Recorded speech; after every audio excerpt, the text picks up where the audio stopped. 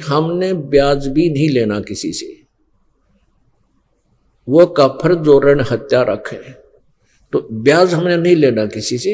और मान लीजिए आपने आवश्यकता पड़ती है तो आप ब्याज दे सकते हैं, क्योंकि जब तक समाज में पूरा सुधार नहीं आएगा तब तक आपको आवश्यकता पड़ सकती है। आप कबीर साहब कहते हैं, कबीर आप ठगाइए और न ठगिए कोई, आप ठगाएं सुख होता है और ठगे दुख होए। अगर आप किसी से ब्याज के पैसे लोगे आपको हानि होगी, क्योंकि आप अंडर ट्रीटमेंट हैं। और ये वचन है गुरु जी का, क्योंकि गुरु मर्यादा में गुरु वचन बहुत आवश्यक होता मानना। आपने ब्याज नहीं लेना, आप मदद करना चाहते हो किसी गरीब की, आप वैसे करो, फ्री दे दो कि भाई तेरे पर मेरे पैसे दे देना और ये एज ए लोन मैं वैसे दे रहा हूँ। मदद करनी चाहिए, ये नहीं सोचना कि ये लालच में तो हम दे देते थे ब्याज पे, आप किसी की मदद नहीं करें, अवश्य करना। आपके पैसे नहीं मर सकते, ये गारंटी देता है दास, चाहे 10 दिन आगे पाछा होंगे। और परमात्मा भी आपका प्रसन्न रहेगा, आपकी मौज कर देगा, आपको इतना संतोष देगा भगवान, क्योंकि परमात्मा जो प्रसन्न हो जाता है इतनी बरकत कर देता है घर में, आप सोच भी नहीं सकते कहाँ से आ रहा है ये पैसा, कैसे बरकत हो रही है। इसलिए भगवान की तलाश किया करते। और ये तो अच्छे हथकंडे अपना कर हम धनी होना चाहो, उन्हें तो दुनिया लाग रही है फिर, और कोई धनी हुआ दिखता ना। और इससे आप इतने धनी हो जाओगे आप सोच भी नहीं सकते। तो इस प्रकार हमने इन त्रुटियों से भी बचना है। प्रसंग जो चल रहा है उसी पर आते हैं। अब हम देखा करते थे जब दास गांव गांव में जाकर के पाठ किया करते 3 दिन, पहले दिन चले जाते थे, अगले दिन प्रकाश करते थे, और तीसरे दिन चौथे दिन हम वापस चल पड़ते थे दोपहर को भोग लगा के। तो हमने कई इतने पाठ रखे गए हमारे पास कि जैसे ये होली आती है ना, होली, और फिर अगले दिन वो डंडम डंडा लट्ठम लट्ठा खेल लग रहे हैं, वो फाग, वो भी आता। तो हम सत्संग करने जाते थे, पाठ करने जाते थे, तो हम तो कर रहे होते पाठ, हमारे साथ 5-7 भक्त भी जाते थे, घर के परिवार के सदस्य भी वहाँ के होते थे। तो बाकी देखा करते, हम तो अपने दरवाजा बंद करके बैठ जाते अंदर कमरे में, बाहर नहीं निकलते थे। और बाहर देखा है उदमस्त आ रहे हैं, देर रंग पर रंग गे रहे हैं, किसी का मुंह का गुलेला, बांदर कैसे मुंह करे अंडा सारे लाल लाल है, कोई गारा में पड़ा है, कोई कीचड़ में, कोई दारू भी रहा है, इतनी बिरान माटी। आराम बैठ कर भजन करें, परमात्मा के गुणगान करा।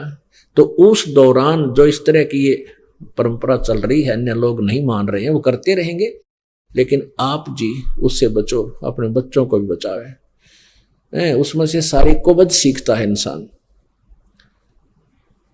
तो इस प्रकार हमने इन परंपराओं से बचना है। ना कोई पटाखे ये बजाते हैं ना, पटाखे बम वगैरह, ये बिल्कुल नहीं बजाने, बच्चों को मना कर देना, गुरुजी का आदेश है, हमारा नाम खंड हो जाएगा। क्योंकि परमात्मा हमें बार बार बताते हैं और संत भी बताते हैं, जो परमात्मा कबीर जी से, परमेश्वर जी से परिचित हुए। और ब्याह शादी के अंदर भी हमने नाचना गाना बिल्कुल नहीं, सिंपल मैरिज करो, 2 बच्चों का सहयोग जोड़ना है, वो जोड़ते भगवान ने रखा, पहले उनके संस्कार मिला रखे हैं। हमने तो ये ड्रामाबाजी करनी है, ये बेमतलब की नहीं करनी चाहिए, स्वाभाविक करो।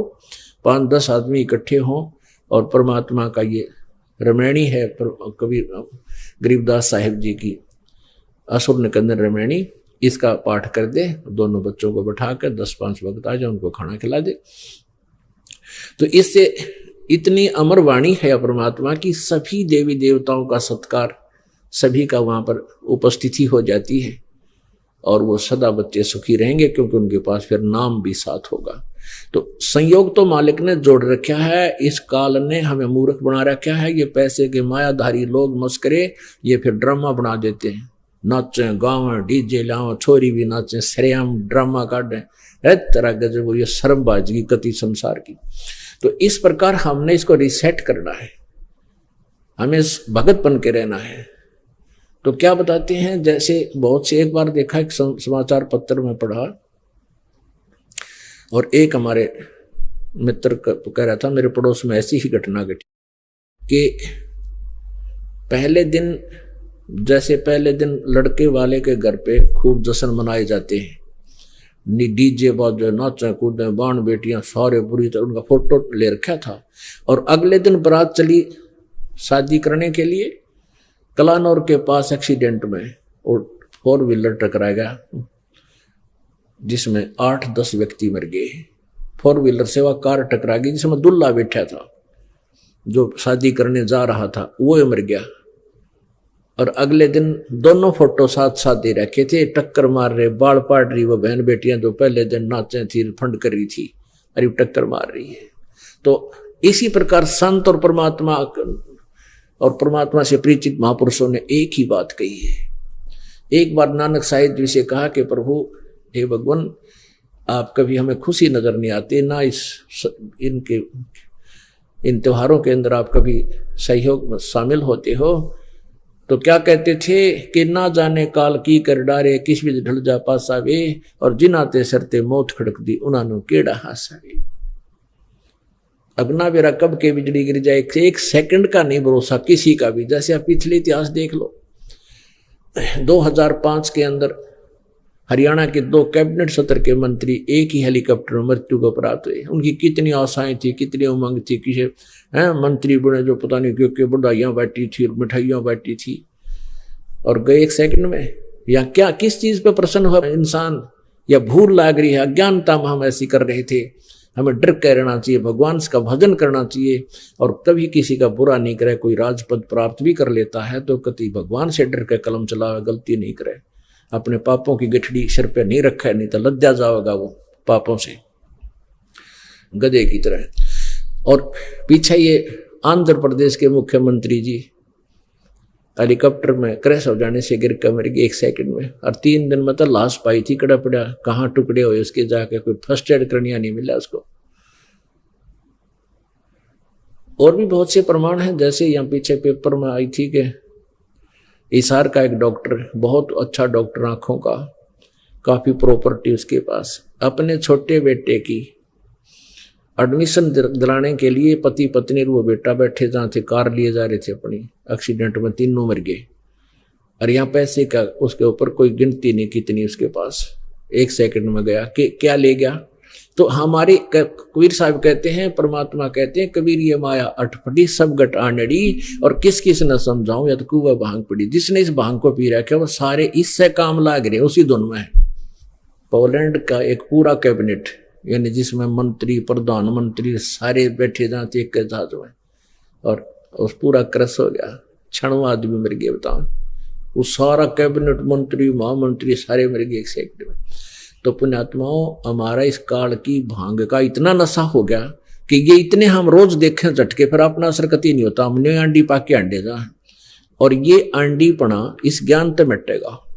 ये जो ज्ञान आप सुनोगे, हृदय में जमाओगे, तो जब बात बनेगी। ये बातें कहने सुन की नहीं भाई, ये कर पाड़न की है।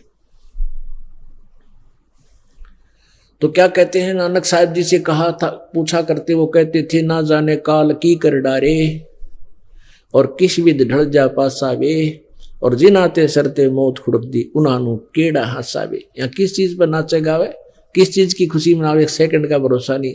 आज पुत्र होने की खुशी मना रहे हैं, डफ बजा रहे हैं सब कुछ, और महीना पीछे मृत्यु हो जाती है, टक्कर मार रहे हैं। तो ये ड्रामाबाजी हम ज्ञान से ही बंद कर सकते हैं, कहने सुनता नहीं हो सकती। तो ज्ञान होगा इस तत्व ज्ञान से। आप सत्संग में आओ, अपने बच्चा ने भी लावे, पुस्तक दो, सीडी ले जाओ, सस्ते से सस्ती दे रहे हम यहाँ सीडियां। हमारा उद्देश्य है कि जनसाधारण तक ये ज्ञान पहुंचे किसी तरह, और ताकि ये आग लगी हुई है ये बुझ जाए, इस मानव का जो हवस बढ़ गई है माया की, ये कम हो, और परमात्मा की भक्ति करके अपना कल्याण करवावे। फिर नानक साहब जी से कहा कि प्रभु ए महात्मा जी, क्या आप कभी प्रसन्न नहीं होते? नानक साहब कहते हैं, प्रसन्न होता हूं। साध मिले साड़ी शादी होंदी, और विछड़ जा दिलगिरी वे, अखदे नानक सुनो जहाना, या मुश्किल हाल फकीरी वे। जैसे पुण्यात्मा नानक साहिब जी कहता है कि जब तुम यहां आते हो मेरे पास सत्संग सुनने के लिए, और तुम सभी आ जाते हो, पहले थोड़ी संख्या में हुआ करते, 100, 200, 50, 150, 250, कि तुम सभी आ जाते हो सत्संग सुनने के लिए मेरे पास प्रति महीना, तो मुझे खुशी होती है कि मेरे बच्चे मेरे ज्ञान पर अडिग हैं, मेरे अनुयायी, और वो किसी से भ्रमित नहीं हुए, काल के दूतों से वो भ्रमित नहीं हुए, तुम्हारा जीवन बर्बाद ना हुआ, तो मुझे खुशी होती है। तुम साध माने जो साधना कर रहे हैं, साधक, साध यानी सब बुराइयों को छोड़कर साधु रूप में जो रहते हैं, वो चाहे गृहस्थी हैं, चाहे कर्म योगी हैं या कर्म सन्यासी हैं। कहते हैं कि साध मिले साड़ी शादी होंदी और बिछड़ जा दिलगिरी वे। जब तुम चले जाते हो मुझे मायूसी छा जाती है कि ना जाने इनमें किसी पुण्यात्मा को कोई काल का दूत काल के पाड़े में ना ले जावे, इनको भ्रमित ना कर। साध मिले साड़ी शादी होंदी बिछड़ जा दिलगिरी वे, अख दे नानक सुनो जहाना मुश्किल हाल फकीरी वे। कि भक्ति का करना बहुत मुश्किल है। मुश्किल इसलिए है कि काल के दूत ज्यादा हैं, काल के साधक ज्यादा हैं, और वो रंग हमारा पहले ही चढ़ा हुआ था। जरा सा कोई आकर दो चार कह देंगे, हम फिर उसी रंग में रंग जाते हैं। तो जब तुम वापस आ जाते हो तो मुझे खुशी होती है, तुम जाते हो जब ये डर बना रहता है, ये दुख बना रहता है कि कहीं इनकी भक्ति का कोई नाश ना कर दे।